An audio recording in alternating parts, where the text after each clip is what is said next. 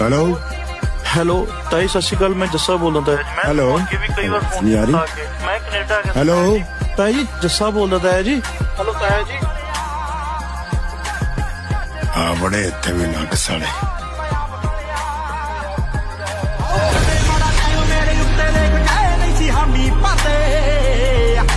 ਜੱਗ ਗੱਡੀਆਂ ਉਹ ਹੁਣ ਕਾਲੀ ਰੇਂਜ ਦਾ ਰਹਿੰਦੇ ਪਿੱਛਾ ਕਰਦੇ